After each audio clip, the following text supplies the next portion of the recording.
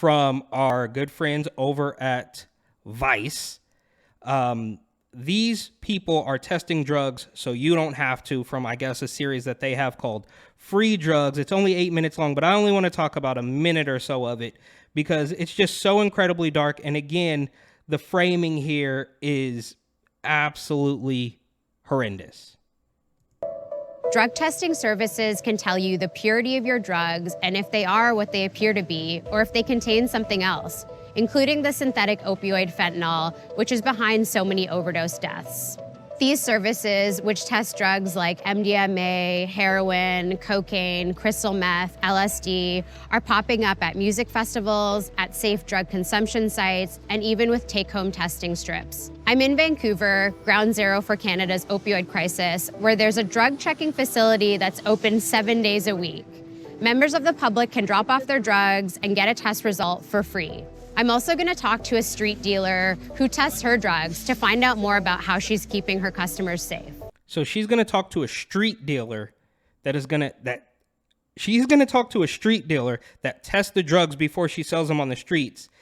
And this dealer is going to tell her how she's keeping her customers safe. I mean, this is all so completely backwards, and they know it. They're adults. It's not, I don't think they go home and really truly think in their heart of hearts that they're actually doing a good job, but they know that they have to toe the party line. Of course, Vice, as I like to call it, the, millennial CNN or perhaps Gen Z, whatever. And they've always been edgy. They've always run stories about drugs, but it was only in the Trump era that they continue to run the stories about drugs, but they take it from a completely establishment point of view. They know that while we're going to still be edgy and we're still going to make disgusting stories about weird hygiene and weird sex stuff and weird drug stuff, they're still going to toe the party line. They're still going to go to bat for the Democratic Party. And they know they have to because they can't step out of line. They know the role that they're filling is to brainwash people who are a little bit too young for CNN, in my humble opinion. We've done over 14,000 tests now over the last 2 years. We're getting busier every week, and I think we're really helping people make informed decisions, and I'm very confident that we've prevented a lot of overdoses and just a lot of bad drug experiences from people buying something that may not be fatal, but it's not what they were looking for and is not going to provide the experience they were hoping to get. Okay, so this guy, maybe he does buy what he's actually selling. Oh, we prevented so many deaths. No, you didn't, bro. You might have prevented a handful of deaths by injecting people with another drug. But again, how does it never cross your mind to say, hey, maybe instead of enabling this, we can, get whatever that, I forget the name of that stuff that they use to get people off heroin, because heroin is a thing of the past. This is all about fentanyl. Like, basically everything you buy on the street now, there's a risk of having fentanyl in it. We can't really talk about how that's happening, where it's coming from. That would all be deemed racist, but we can test the drugs for you, and we can give you some free stuff, and we can cut backdoor deals to pretend that we're actually going to help you. And one of the ladies, I forget who it was now, but you can rewind a couple moments and see. But one of them basically said, "Oh, well, they're using a loan, right?" I think it was the lady who was getting on the bike to go make her rounds or whatever. But people are overdosing because they're using a loan. So she's saying, well, when you use, go get a friend, so we can, of course, benefit. If we do have our hand in the actual drug trade, we can make some money on that, and we can certainly make some money because we need more Narcan, and we can cut a bigger deal with the backdoor farm mafia. But she said that they were using a loan and they were ashamed of their drug use. And of course, New York City was running ads all over the subways to not be ashamed. This from the New York Post, of course. City to junkies, don't be ashamed to get high. And then they have some photos here. Don't be ashamed you are using. Be empowered that you are using safely, which is completely untrue. It doesn't make sense, but the gaslighting is through the roof. They're going to continue to lie and cheat and steal and tell you that these things are good because, of course, they benefit. Now, obviously, de Blasio and Eric Adams and Kathy Hochul, they live up in their high rises or in their houses on Long Island or upstate or whatever, and they don't have to take the train every day because the homeless population, the drug addicts have completely, they have laid claim. They basically own the subway system now, which is why they're putting these ads in there. Now, I would venture to say that the people using these drugs and sleeping on the subway platform aren't looking at the ads and saying, okay, I'm going to go get help. I'm going to go test my fentanyl or test my drugs for fentanyl. That's not happening. It's all just a weird sort of money laundering thing. Every single thing is backwards in the clown world or the bizarro world or whatever you want to call it.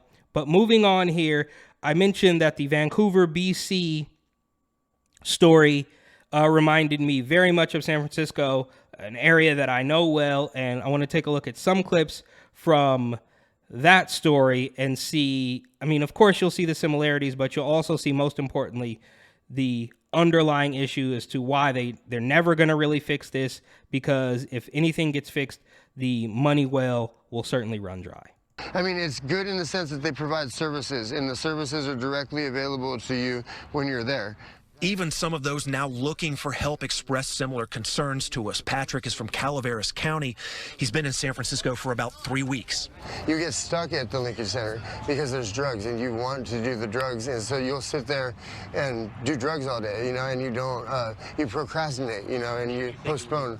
Looking at the latest week. Okay, so really quickly, imagine being a guy strung out on drugs in San Francisco's Civic Center, while you're probably stealing stuff or robbing people. I don't even know how he's getting money to fund this habit, but that guy has his head on straighter than Mayor London Breed or any of these California politicians. Like my favorite, Senator Scott Wiener, of course, who's mad at Gavin Newsom right now because Gavin Newsom vetoed some safe injection sites. Now, you could argue that there are safe injection sites all over the streets of San Francisco, but Newsom, I guess, gets half a fraction of a percentage point of credit for vetoing Scott Wiener's bill in this case, because Wiener has gotten his way on a lot of terrible things, but that's a completely different story. And my point here is that this guy realizes that going to this linkage center where they basically enable your drug use isn't working. So this guy is strung out on drugs and he realizes that this system doesn't work. Meanwhile, the politicians in San Francisco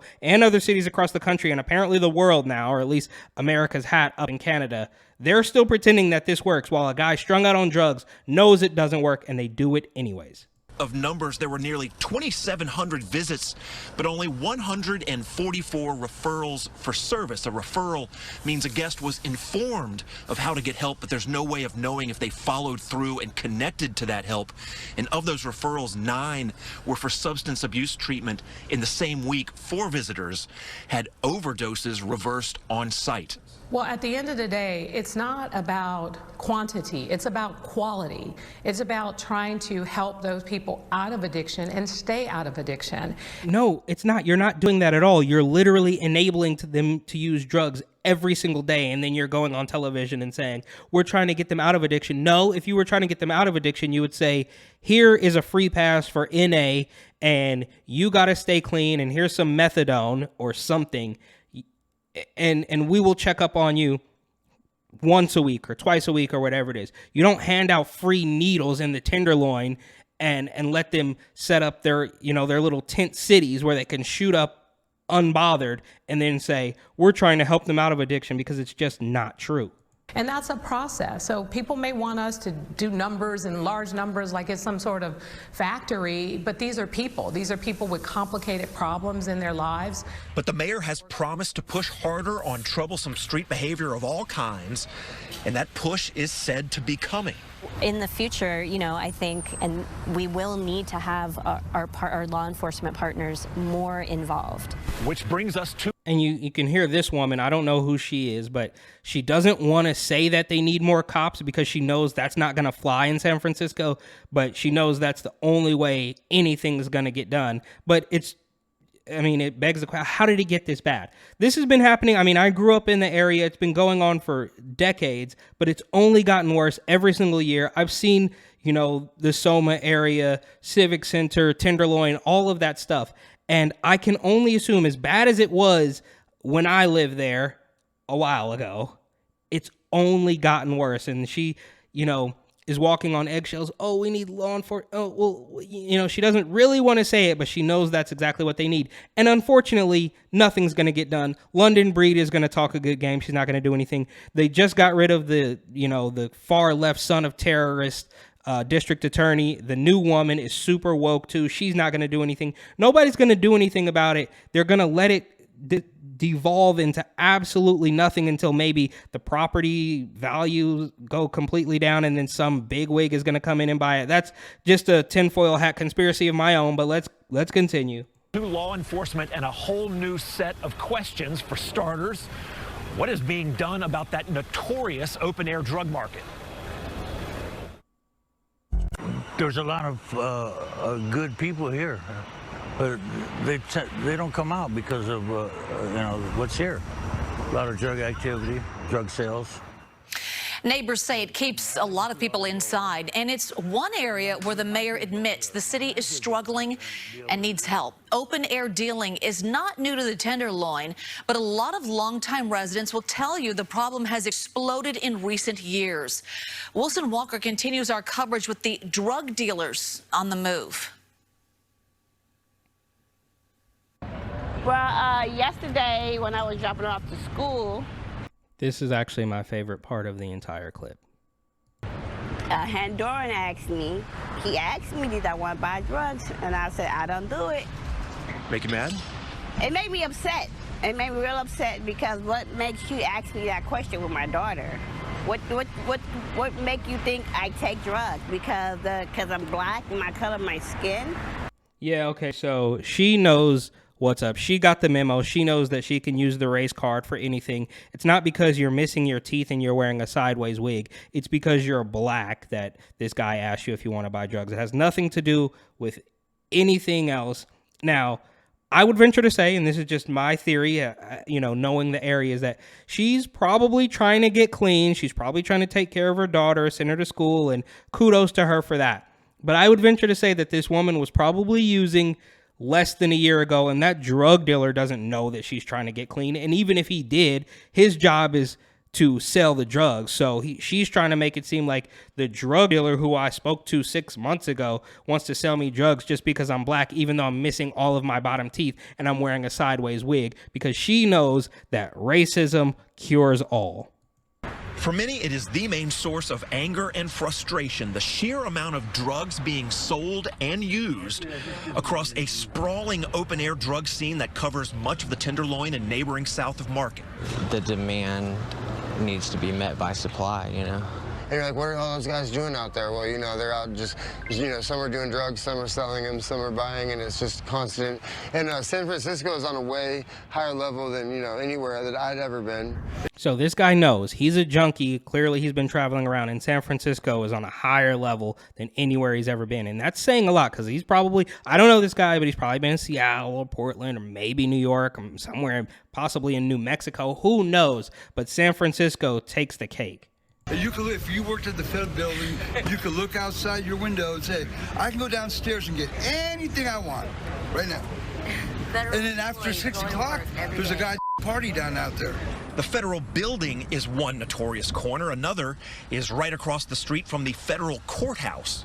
Well, that's strange. Of all the places in San Francisco, the dope fiends flock to the federal buildings. I can't understand why. I genuinely don't know. I can understand that, you know, London Breed wants money from the federal government, but it's just like what is it about the federal land, the federal buildings, the federal property in San Francisco that not only attract the homeless, but they also just don't do anything about it. And here's the last little clip here. I know this is dragged on for far too long, but, you know, it triggers me to no end to watch the place that I grew up in devolve into absolutely nothing under the thumb of these completely corrupt California politicians. I believe the SFPD doesn't have enough manpower to control it once for all. It takes more, it takes an army. An army. It takes an army. And we don't want to see the army in the streets of San Francisco. That's for sure. So this guy knows what's up. He says that San Francisco just doesn't have enough manpower. They don't have enough police to stop the problem.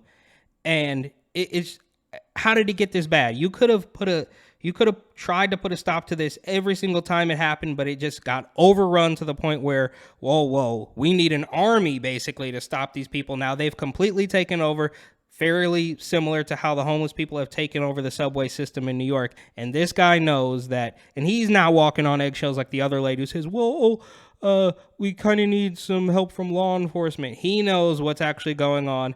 And unfortunately, or for better or for worse, I'm not quite sure, but his business is here. His entire livelihood is here. He can't just get up and move away. I mean, it would probably be really difficult. So he just has to watch it happen as these completely corrupt establishment politicians let the junkies and the dope dealers take over the city. Sure. There are still a lot of drug dealers in that neighborhood. I think that is the one thing that I think most people are kind of unified in the outrage on. And yes, there are arrests, but honestly.